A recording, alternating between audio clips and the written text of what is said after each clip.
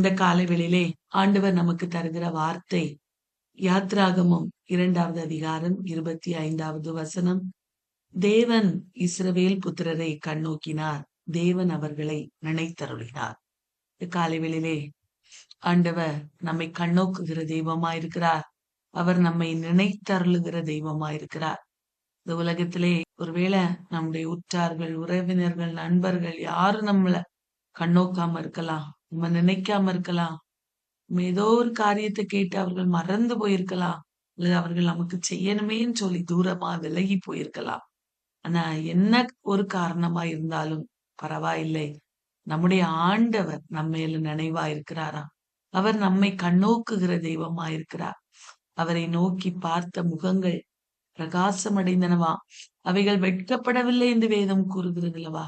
இந்த காலை வேளையிலே தெய்வம் நம்மை வெட்கப்படாதபடிக்கு நம்மை நடத்த அவர் உண்மையுள்ள தெய்வமாயிருக்கிறார். இஸ்ரவேல் ஜனங்கள் பாருங்க, 450 வருடம் எகிப்திலே அடிமைகளாயிருந்தார்கள்.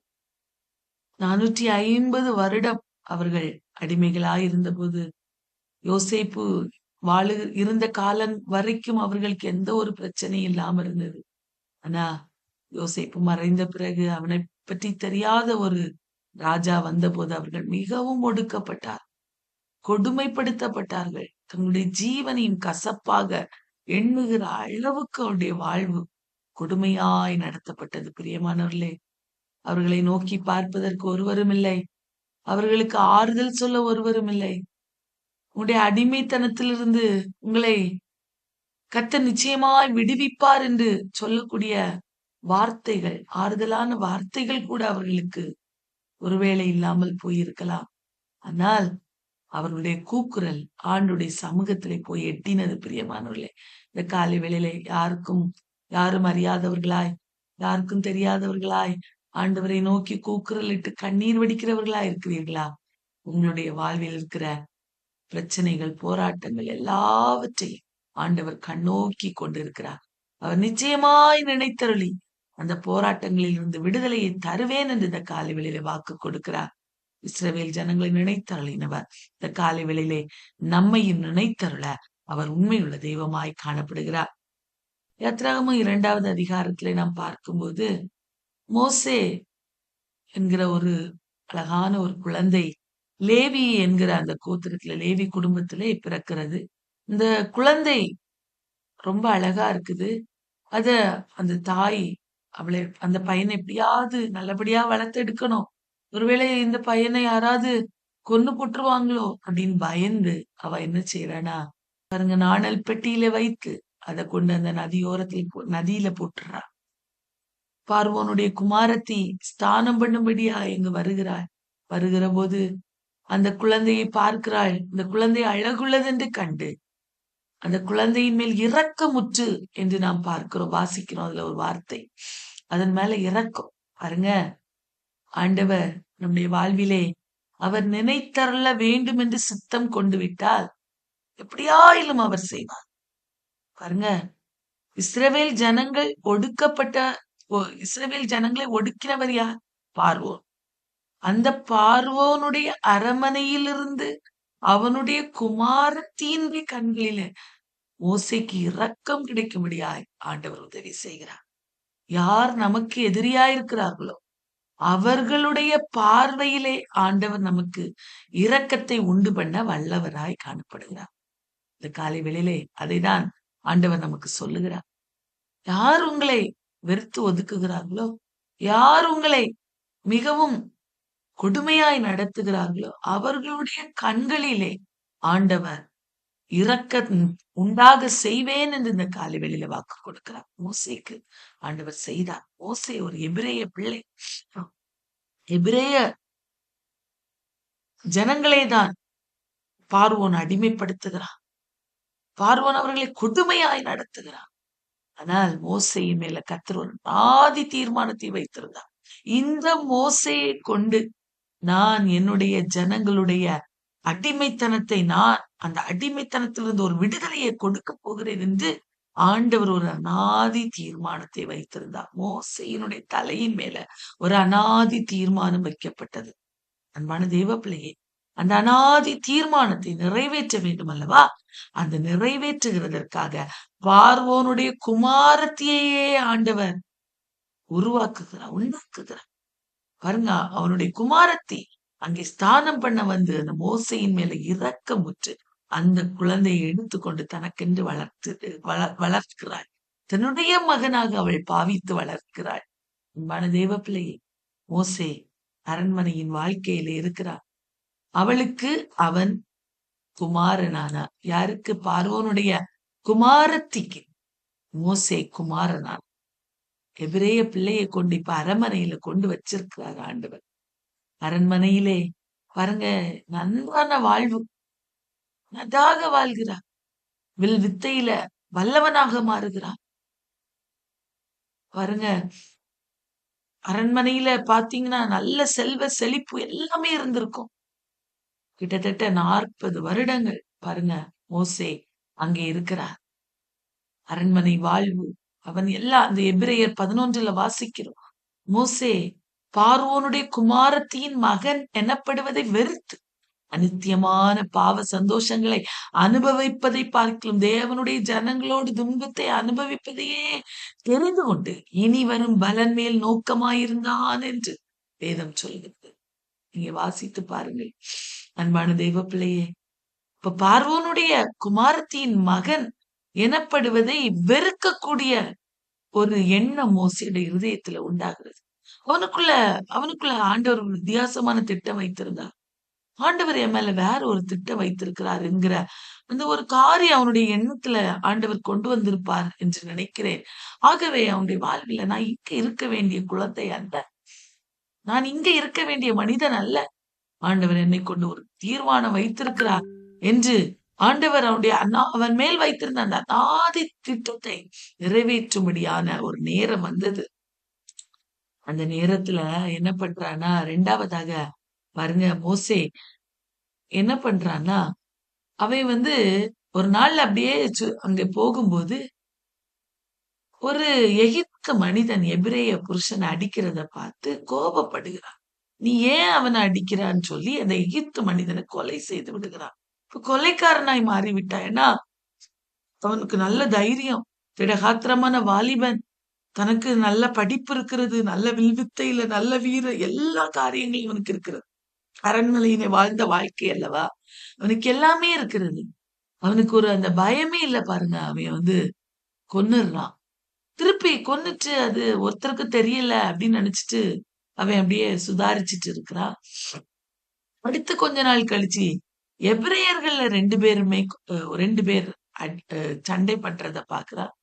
நீங்க ஏன் இப்படி சண்டை பண்றீங்க அப்படின்னு கேட்ட உடனே அவங்க சொல்றாங்க, உன்னை எங்களுக்கு அதிகாரியாய் வைத்தவன் யார்? நீ அந்த எகிப்தியனை கொன்று போட்டது போல எங்களே கொன்று போட்டுருவியோ அப்படின்னு அவங்க கேட்ட உடனே பயந்துடுறான் மோசே. பாருங்க, பயந்து நான் கொலை செய்தது ஒருவேளை பார்வோனுக்கும் அங்க உள்ளவங்களுக்கு தெரிஞ்சிருமோ, எகிப்தியர்களுக்கு தெரிஞ்சிருமோ என்று சொல்லி பயந்து அந்த இடத்தை விட்டு ஓடுகிறான். வனாந்தரத்துக்கு ஓடுகிறான். அவன் எங்கே ஓடினாலும் கர்த்தர் அவன் மேல ஒரு தீர்மானம் வைத்திருந்தார், ஒரு எண்ணம் வைத்திருந்தார். என்ன எண்ணம்? இஸ்ரவேல் ஜனங்களை அடிமைத்தனத்திலிருந்து மீட்க வேண்டும், அதற்கு தலைவனாக மோசே இருக்க வேண்டும். அந்த எண்ணம் ஆண்டவருடைய மேலான நோக்கம், தீர்மானம். அந்த எண்ணம் எப்படியாயிலும் நிறைவேற்றப்பட வேண்டும். அன்பான தேவ பிள்ளைகளே, நம்மேல கர்த்தர் ஒரு நோக்கத்தை, எண்ணத்தை, தீர்மானத்தை வைத்திருப்பாரே, ஆனால் அதை எப்படியாயிலும் யாரை கொண்டாயிலும் அவர் நிறைவேற்ற வல்லவராயிருக்கு. அதை மாத்திரம் இந்த காலை வேளையில மறந்து போக வேண்டாம். ஒருவேளை நம்முடைய வாழ்விலே அநேக போராட்டங்கள் இருக்கலாம். மோசேயுடைய வாழ்விலே உடனடியாக எல்லாமே நடந்து விடவில்லை பிரியமானவர்களே. கர்த்தர் அவனை கொண்டு பெரிய நோக்கம், பெரிய தீர்மானங்கள் எல்லாம் வைத்திருந்தார். ஆனால் அதற்கு அவன் சில காலம் பொறுமையோடு பல காரியங்களை அவன் கற்றுக்கொள்ள அவசியமாயிருந்தது. அதே போல நம்முடைய வாழ்விலும் சில போராட்டங்கள், சில பிரச்சனைகள் நம்மை தயார்படுத்துகிறது. ஆண்டவருடைய அநாதி நோக்கத்தை நம்மிலே நம்மை கொண்டு நிறைவேற்றும்படியா அது நம்மை தயார்படுத்தி கொண்டிருக்கிறது என்பதை ஒரு நாளும் மறந்து போக வேண்டாம் பிரியமானவர்களே. மோசே ஓடுகிறார், அங்கே வனாந்தரத்துல மீதியான் தேசத்துக்கு ஓடுகிறார். மீதியான் தேசத்துல எத்ரோ என்கிற ஒரு மனிதனை சந்திக்கிறார். பாருங்க, அங்கே போய் சந்தித்து அவனுக்கு 7 குமாரத்திகள் இருந்தார்கள். அங்கே போய் தன்னுடைய அடைக்கலத்தை அவர் அவர் அவ் அ மெ அந்த எத்ரோ அவனோடு இருக்கும்படியாய் மோசே அவனோடு இருக்கும்படியாய் சம்மதிக்கிறான். மோசே அவனோடு இருக்கிறான். அவனுடைய குமாரத்தி அவனுக்கு திருமணம் செய்து கொடுக்கிறார். அன்பான மனைவியின் பெயர் சிப்போராள். அன்பான தேவ பிள்ளைகளே, ஒருவேளை நினைத்திருப்பான், ஓகே, ஆண்டவர் என்னை வனாந்தரத்துக்கு அழைத்து வந்து விட்டார். என்னுடைய வாழ்வு அவ்வளவுதான், முடிஞ்சு போச்சு அப்படின்னு நினைச்சிருக்கலாம். ஆனா மனசுக்குள்ளால ஒரு போராட்டம் இருந்திருக்கு. எதற்கு ஆண்டவர் என்னை பார்வோனுடைய அரண்மனைக்கு கொண்டு போனார்? எதற்கு என்னை அங்கே வளர்த்தினார்? எதற்கு என்னை மறுபடியும் இந்த வனாந்தரத்துக்கு அழைத்து வந்தார்? இது பல எண்ணங்கள் அவனுடைய எண்ணத்திலே சிந்தனையில ஓடி இருக்கும். ஆனால் ஆண்டவர் அவனை கொண்டு செய்ய வேண்டும் என்கிற அநாதி நோக்கத்தை அவர் ஒருபோதும் மறக்கவே இல்லை. பிரியமானவர்களே, அன்பான தேவ பிள்ளையே, இதே நேரத்திலே அங்கே இஸ்ரவேல் ஜனங்கள் முறையிட்டுக் கொண்டிருக்கிறார்கள். ஆண்டவரை நோக்கி அடிமைகளாயிருக்கிறார். மிகவும் கொடுமையான அனுபவம் இஸ்ரவேல் ஜனங்களுடைய வாழ்விலே. இங்கே மோசேயை ஆண்டவர் தயார்படுத்தி கொண்டிருக்கிறார். பாருங்க, மோசேக்கு கிட்டத்தட்ட 80 வயது ஆகும்போது அங்கே மறுபடியும் எகிப்துக்கு போகணுங்கிற ஒரு எண்ணம் வருகிறது. ஆண்டவர் உண்டாக்குகிறார். ஏன்னா ஏன் உண்டாக்குறார்னா, இஸ்ரவேல் ஜனங்கள் இடுகிற அந்த சத்தம், அடிமைத்தனத்தின் கூக்குரல் ஆண்டவருடைய சமூகத்திலே போய் எட்டினது என்று வேதம் சொல்கிறது. பாருங்க, 23வது வசனத்திலே, எகிப்தின் ராஜா மரித்து போய்விட்டார். இஸ்ரவேல் புத்திரர் அடிமைத்தனத்தினால் தவித்து முறையிட்டு கொண்டிருந்தார்கள். பாருங்க, முறையிடுதல். அவர்கள் அடிமைத்தனத்திலிருந்து முறையிடும் சத்தம் தேவ சந்நிதியிலே போய் எட்டினது. அன்பான தேவ பிள்ளையே, உன்னுடைய முறையிடுதல் ஆண்டுடைய சமூகத்திலே எட்டுகிறதா? என்றைக்கு என்னுடைய ஜெபம் கேட்கப்படும்? என்றைக்கு என் கண்ணீருக்கு பதில் வரும் என்று கேள்வியோடு இருக்கிறீங்களா? ஆண்டவர் நிச்சயமாய் ஒரு நாளிலே, இந்த நாளிலே விடுதலையை தருவா. நாம் விசுவாசித்தால் அந்த விடுதலை இந்த நாளிலே பெற்றுக்கொள்வோம். பிரியமானவர்களே, விசுவாசிப்போம். என் ஆண்டவரால் முடியாதது எதுவும் இல்லை. அவர் எனக்கு நிச்சயம் செய்வார். வித்தியாசமான சூழலில் நடத்துகிறார். மோசையை ஒரு சைடுல தயார்படுத்துகிறார். இங்கே இந்த பிள்ளைகள் இடுகிற ஒவ்வொரு கண்ணீரையும் அவர் கேட்கிறார். பாருங்க, அவருடைய சந்நிதியில போய் அவருடைய முறையிடுகிற சத்தம் கேட்கப்பட்டது. அவருடைய பெருமூச்சை கேட்டு ஆண்டவர் ஆபிரகாமோடு, ஈசாக்கோடு, யாக்கோபோடு செய்த உடன்படிக்கையை நினைவு கூர்ந்தாராம். அவர் நினைவு கூறுகிற தெய்வம். மனிதர்கள் மறந்து போகலாம். நாம் கூப்பிடுகிற சத்தம் மனிதர்களுடைய காதுகளுக்கு ஒருவேளை கேட்காமல் இருக்கலாம். நாம் படுகிற வேதனைகள் மனிதனுடைய பார்வைக்கு மறைக்கப்பட்டிருக்கலாம். ஆனால் ஆண்டவர் சொல்கிறார், நான் உன்னை நினைவு கூறுகிற தெய்வம். இந்த காலை வேளையிலே உன்னை நினைவு கூறுகிற தெய்வம், உங்களையும் என்னையும் நினைவு கூறுகிற தெய்வம் நம் அருகாமையிலே உலாவிக் கொண்டிருக்கிறார். அன்பான தெய்வ பிள்ளைகளே, வார்த்தை விசுவாசி. நினைவு கூறுகிற தெய்வமே, என்னை நினைவு கூர்ந்திருங்கப்பா. மோசேயை நினைவு கூர்ந்தீங்க. இஸ்ரவேல் ஜனங்களை நினைவு கூர்ந்தீங்கப்பா. மோசேயின் மேல வைத்திருந்த அந்த அநாதி திட்டத்தை இஸ்ரவேல் புத்திரருக்கு செய்யும்படியாய் மோசேயை பிரித்தெடுத்து அவனை அழைத்து மறுபடியும் அவனை உருவாக்குனீங்களேப்பா. என்னையும் ஆண்டவரே, என் மேல வச்சிருக்கிற திட்டத்தையும் நிறைவேற்றுங்கப்பா. எனக்கு என் வாழ்வில நான் படுகிற வேதனைகளை நோக்கி பாத்துருங்கப்பான்னு நம்ம ஆண்டவரை நோக்கி கேட்கும்போது அந்த நிச்சயமாய் நம்மை நினைவு கூர்ந்து நம்முடைய பிரச்சனைகள், போராட்டங்களில் அவர் விடுதலையை தர வல்லமை உள்ளவராயிருக்கிறார். மோசேயை பாருங்க, முதல் 40 வருடம் அரண்மனையின் வாழ்க்கை, அடுத்த 40 வருடம் பாருங்க வனாந்தர வாழ்க்கை. ஏன் ஆண்டவர் அதை அனுமதித்தார்னா, அவன் வாழ்வுல நிறைய மாற்றங்களை சந்திக்கணும், தாழ்மையை கற்றுக்கொள்ளணும். கோபப்படுகிற மனிதன் கொஞ்சம் ஒரு ஒரு நிமிஷ கோபத்துல ஒரு எகிப்தியனை கொன்று போட்டுட்டான். அவன் மாறணும்ல. ஆண்டுடைய பிள்ளையாய் அவன் மறுபடியும் தேர்ந்தெடுக்கப்பட வேண்டுமே. ஆனால் அவனுடைய வாழ்விலே மாற்றங்கள் உண்டாகணும். தாழ்மை அவனுடைய வாழ்க்கையை உண்டாகும். வனாந்தரத்திலே ஆண்டவர் நடத்தும் ஆடுகளை மேய்த்து கொண்டிருக்கும் போது, அவன் நடத்துகிற எத்ரோவின் ஆடுகளை கவனித்துக் கொண்டிருக்கும் போது ஆண்டவர் அவனை உருவாக்குகிறார். பிரியமானவர்களே, இந்த காலை வேளையிலே உன்னுடைய வாழ்விலே ஆண்டவர் தர வேண்டிய ஆசீர்வாதம் தாமதித்துக் கொண்டிருக்கிறது என்றால் காரணம் என்ன? உன்னையும் என்னையும் ஆண்டவர் உருவாக்கி கொண்டு குடமிட்டு அவருக்கே ஏற்ற பாத்திரமாய் அவர் வணைந்து கொண்டிருக்கிறார் என்பதை ஒருபோதும் மறந்து போக வேண்டாம். மோசையை வணைந்தார், தாழ்மையை கற்றுக் கொடுத்தார், பொறுமையை கற்றுக் கொடுத்தார், நிதானத்தை கற்றுக் கொடுத்தார் மோசேக்கு. மறுபடியும் பாருங்க, இஸ்ரவேலரை மீட்கும்படியாய் அவனை கொண்டு பெரிய தீர்மானத்தை அடுத்த 40 வருடங்களிலே ஆண்டவர் வைத்திருந்தார். அன்பான தேவ பிள்ளையே, இந்த காலை வேளையிலே உன்னை கொண்டு உன் தலையின் மேல ஆண்டவர் ஒரு பெரிய நோக்கத்தை வைத்திருக்கிறார் என்பதை இந்த காலை வேளையில மறந்து போக வேண்டாம். அதற்கு உன்னை தயார்த்தி கொண்டிருக்கிறார் என்பதையும் மறந்து போக வேண்டாம். இன்னும் ஒண்ணு, அதை தயார்படுத்தி கொண்டு உன்னை கொண்டு ஒரு பெரிய மீட்பை ஆண்டவர் தர வல்லவராயிருக்கிறார். உன்னுடைய பெருமூச்சை கேட்டு உன்னுடைய கண்ணீரை கண்டு உன்னுடைய அடிமைத்தன வாழ்வை மாற்றும்படியாய் ஆண்டவர் எண்ணம் கொண்டிருக்கிறார் என்பதை மறந்து போக வேண்டாம். இஸ்ரவேல் புத்திரரை கண்ணோக்கின தெய்வம், இஸ்ரவேல் புத்திரரை நினைத்தருளின தெய்வம் இந்த காலை வேளையில் நம்மையும் நினைத்தருள்வா. மோசையை கொண்டு இந்த ஜனங்களுடைய அடிமைத்தனத்தை மீட்கும்படியாய் ஆண்டவர் ஒரு பெரிய நோக்கத்தை வைத்திருந்தார். மோசையை கொண்டு நிறைவேற்றினார். அவருடைய கூக்குரல் அவருடைய சமூகத்திலே போய் எட்டினபடி நான் மோசையை தயார்படுத்தி அந்த அடிமைத்தனத்திலிருந்து அவர்களுக்கு விடுதலையை கொடுக்க ஆண்டவர் சித்தமானார். இந்த காலை வேளையிலே நம்முடைய வாழ்விலும் ஆண்டவர் அற்புதங்களை செய்ய வல்லவராய் நம் மத்தியிலே அவர் உலாவிக் கொண்டிருக்கிறார். அன்பான தேவ பிள்ளைகளை மறந்து போக வேண்டாம். ஆண்டவர் நம்மை கொண்டு ஒரு நோக்கத்தை வைத்திருப்பாரே, ஆனால் நிச்சயமாய் அதை நிறைவேற்றுவார். ஆகவே சோர்ந்து போக வேண்டாம்.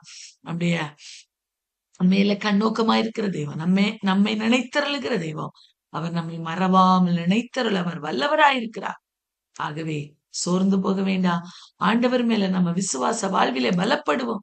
இன்றைக்கு என்ன ஆண்டவர் என் கண்ணீரை கேட்பார், இந்த குக்குரலுக்கு பதிலை தருவார் என்று அவர் மேல விசுவாசமாயிருப்போம். ஆண்டவர் நிச்சயமாய் பெரிய காரியங்களை நம்முடைய வாழ்விலே செய்வார்.